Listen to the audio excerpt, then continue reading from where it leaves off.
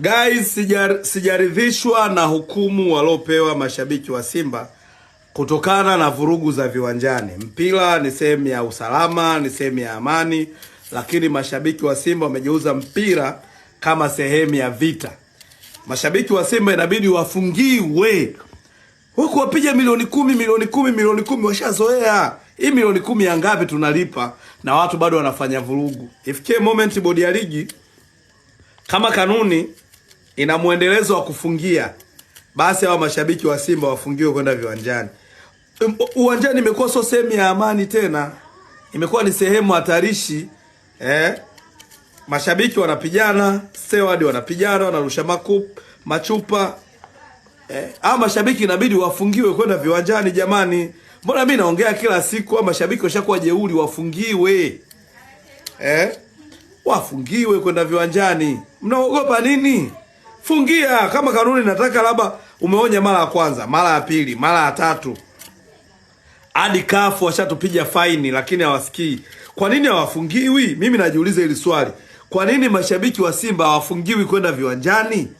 Wanafanya makosa muendelezo, wanafanya makosa yanayojirudia, lakini hawafungiwi kwenda viwanjani. Kwa nini? Kuna siri gani hapa katikati? Kwa nini hawafungiwi? Kila siku wanafanya fujo, lakini hawafungiwi. Kwa nini?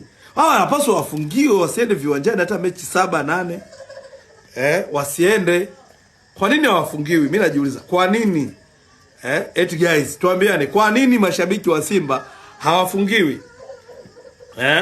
Licha ya vurugu zote wanazofanya kwenye viwanja, kwa nini hawafungiwi? Hebu niambie, kwa nini hawafungiwi guys? Kwa nini mashabiki wa Simba hawafungiwi? Ishakuwa chronic sasa. Mnawapiga milioni 10 wanarudi, wanapiga milioni 10 wanarudi, wanapigwa milioni 10 wanarudi, wanapigwa milioni 10 wanarudia. Inabidi wafungiwe sasa.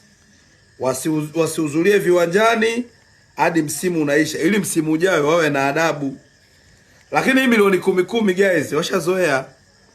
Unajua tutafanya vurugu, timu itapigwa milioni 10, watalipa, maisha yataendelea. Watu inabidi wafungiwe. Na sijui kwa nini kanuni zinaishia njiani. Kwa ile kanuni haina kipengele cha kufungia. Ile kanuni ya kupiga adhabu hela. Fungeni.